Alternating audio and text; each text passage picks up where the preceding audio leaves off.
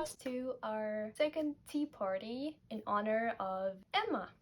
Emma is the main guest of our tea party. We have Emma, Mr. Knighley, Mr. Woodhouse, lovely Miss Bates, Harriet, Miss Fairfax, Mr. Frank Churchill.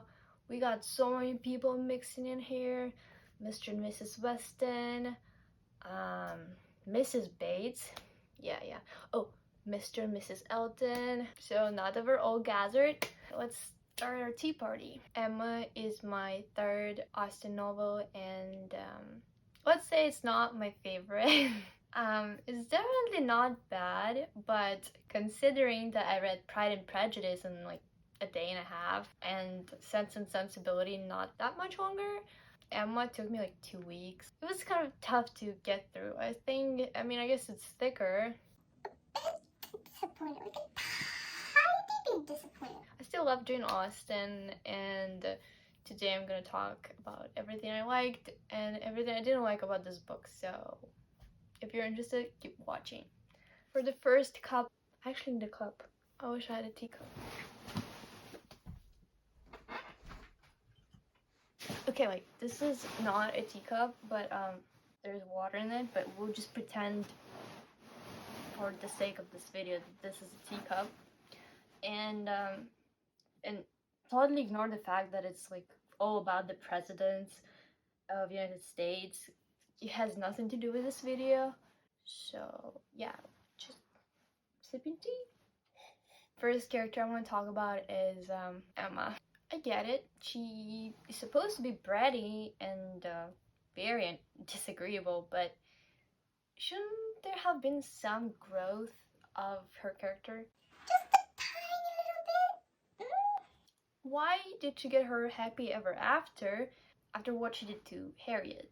At the end of the book, when she basically sends her away to feel good next to Mr. Knighley, she's like, oh yeah, your misery that's happening right next to me and that's happening because of me is very disturbing to my happiness, so I'm just gonna send you away to my sister, so you know you're far away and I can pretend that you're doing fine because you're in this big city and you have stuff to do. You can go see the dentist because you know that's gonna make you feel better. And I was just being so selfish, and you know it's at the end of the book. You would have thought that Mr. Knighley would have taught her better, and that she would have learned by now to, I don't know, be nicer to people. And I guess Mr. Knightley's prophecy of her not doing Harriet any good is not even so much in her matchmaking as in the way she treats Harriet. After everything they've been through, after everything Harriet had to suffer because of Emma and her matchmaking and her entitlement, she just sends her away and just abandons her, and she's like, oh yeah, I guess our friendship has to come to an end and we just have to be civil with each other. But wait, bitch, what? I'm sorry, but you're literally the reason why she's unhappy, and you're just gonna be like, oh, it's just the fate of our relationship, nothing I can do. So sad. Okay, but also regarding Harriet, Emma has been using her matchmaking powers on her twice. You'd think she learned after Mr. Elton that, you know, she shouldn't be doing this, right? And then she was like, yeah, I'm down with it, I'm not gonna get involved. But then she literally tells Harriet, when she thinks that Harriet is in love with now Frank Churchill, she says something like, matches of greater disparity have happened. Why? I'm sorry, but why are you giving her hope again after everything? When Harriet wants to talk about it, Emma's like, no, say no more. I totally understand you. And I mean, like, it's funny. And I applaud Jane Austen for her writing and conflict and this whole, like, irony drama. But I don't know, from Emma's perspective, because let's be clear, we're talking about Emma as if she was a real person, you know. Emma is sitting right here sipping her tea, so we're just, how dare you point at me? The relationship between Emma and Mr. Knightley. Okay, let's be honest here. Mr. Knightley felt more like a father figure than a lover. It was all of his counseling and the way he called Emma my Emma. It sounded almost like my little Emma, as if he's calling his daughter or something. And I don't know, that made me uncomfortable. There's obviously some chemistry between them, but there's also power conflict in obviously the age difference and everything. And he's so much wiser, and Emma is extremely childish and extremely selfish, and all of his counseling, it feels like a father counseling his daughter.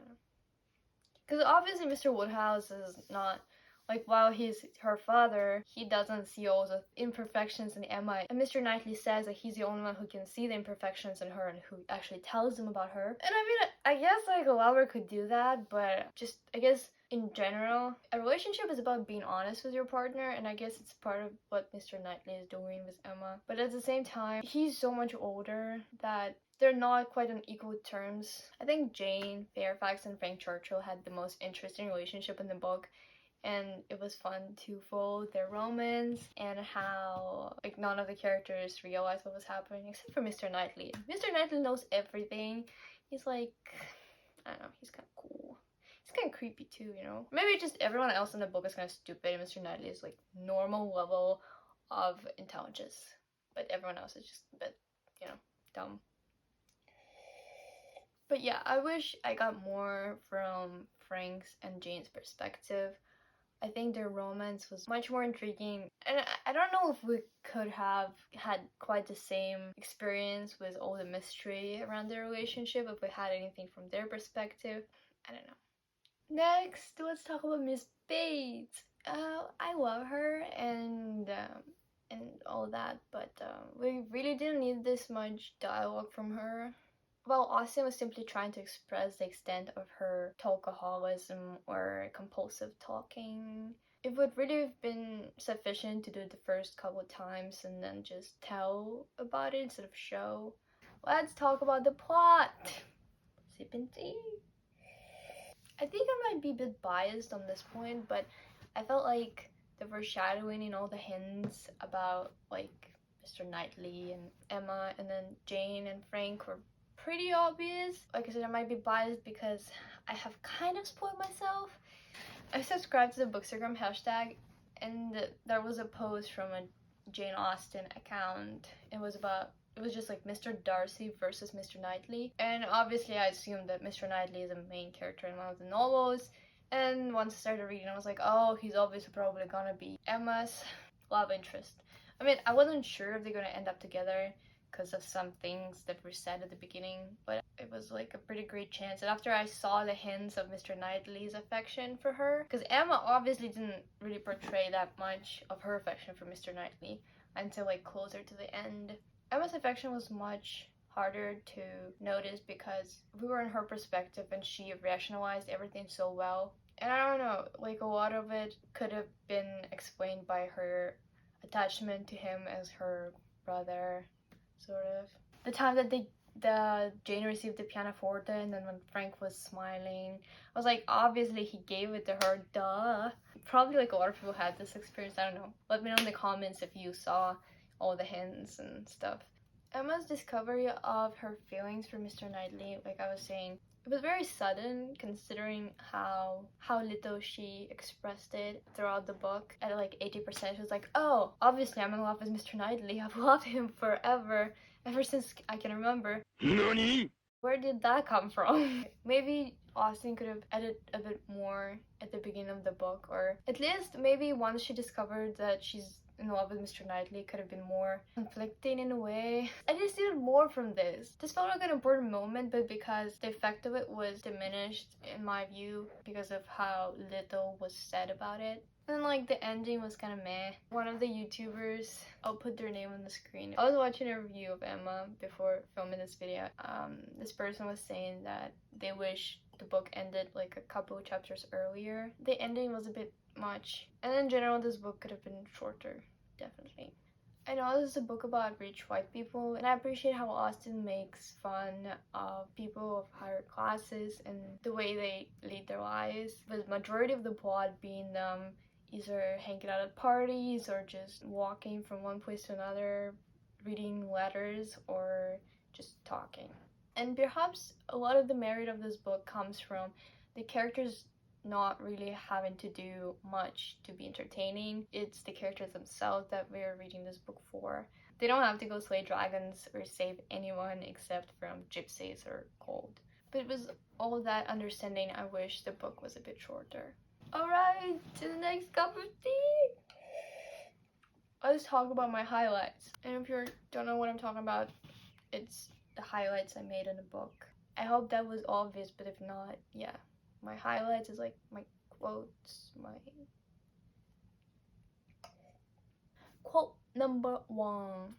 I could not think about you so much without doting on you, faults and all by dint of fancying so many errors. Have been in love with you ever since you were 13 at least.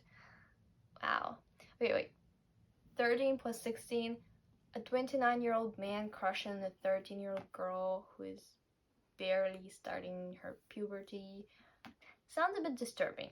Don't get me wrong, I don't care about their age difference. I've known couples that are 20 years apart and they're happy together. The problem is that their relationship started when she was a child, and he therefore was the one in position of power and influence over her. So it's the power dynamic, not the age difference. Considering, not to make Mr. Knightley creepy, but kind of, like, considering the fact that Emma's sister moved out with her husband like about 7 years ago, so about when Emma was like 13, 14 years old, I guess. That's when her sister married, if I'm not making a mistake. And knowing that Mr. Knightley, is a regular at Emma's house, and Mr. Woodhouse is kind of like, he's a caring father and everything, but she was alone with just her father, who's old and a bit, out of it. Like, he doesn't even notice that Emma and Mr. Knightley are in any kind of relationship, or he never suspects Emma to be, in love with anyone. So, considering all that, he had so much time and interference from others to affect Emma in any way that he wanted, and to plan, not to sound creepy, but to plan any kind of thoughts or ideas that he wanted her to have. I like Mr. Knightley, but the whole idea of it is just kind of disturbing. Like, I should like to see Emma in love and in doubt of a return. This sounded like a foreshadowing, right? Made by Mr. Knightley. And it honestly would have been so good for Emma and for her vanity, for the plot in general. But alas, Mr. Knightley is inconsistent with his wishes and would rather propose than reject. A woman is not to marry a man merely because she's asked, or because he's attached to her, and can write a tolerable letter. Same note also from Emma. My being charming, Harriet, is not quite enough to induce me to marry. I must find other people charming, one other person at least. And then when Mr. Knightley calls Harriet foolish, oh, to be sure, it is always incomprehensible to a man that a woman should ever refuse an offer of marriage. A man always imagines a woman to be ready for anybody who asks her. Damn! This is one of the rare moments when I really like Emma. For a second, let's put aside the fact that Emma manipulated Harriet and used their friendship as a kind of leverage, which obviously was disgusting. I think this comment that Emma makes about marriage is quite radical for the time period. Don't quote me though, but I think even now, it's considered such a great honor to be asked your hand in marriage, and rejection is simply frowned upon. Men often believe that a woman should be flattered if someone wants her, and when faced with a simple no for any kind of reason, they often become aggressive. I had it happen to me before in high school, and in general, it's pretty ugly. Even if you're heartbroken and you had real feelings for that person, there's still no reason and not a solution to be aggressive. Open the windows? But surely, Mr. Churchill, nobody would think of opening windows at Randall's. Nobody could be so imprudent. I never heard of such a thing. Dancing with open windows. I really love the character of Mr. Woodhouse, While his speeches are often long like those of Miss Bates, they're much more enjoyable because of how much personality is in them and how hilarious they are. While Miss Bates just talks like anyone else, just a lot. Except she skips from one subject to another on the regular. When comparing Harriet to Jane Fairfax. Dear Harriet, I would not change you for the clearest-headed, longest-sighted, best-judging female breathing. I like the sentence and the implied intimacy and friendship of Harriet and Emma in here. I was quite disappointed at how they parted in the book. I think the movie adaptation did a much better job of reconciling them. But I'll talk about it more in my movie review video, so if you want to see that video when it comes out, please click that subscribe button. John Knighley only was in mute astonishment that a man who might have spent his evening quietly at home after a day of business in London should set off again and walk half a mile to another man's house for the sake of being in mixed company till bedtime, of finishing his day in the efforts of civility and the noise of numbers, was a circumstance to strike him deeply. A man who had been in motion since 8 in the morning and might now have been still, who had been long talking and might have been silent, who had been in more than one crowd and might have been alone. Such a man to quit tranquillity and independence of his own fireside and on the evening of a cold sleety April day rush out again into the world. That's John Knighley's thoughts on Mr. Weston. I love how Mr. Weston's character is mostly based on his extroversion.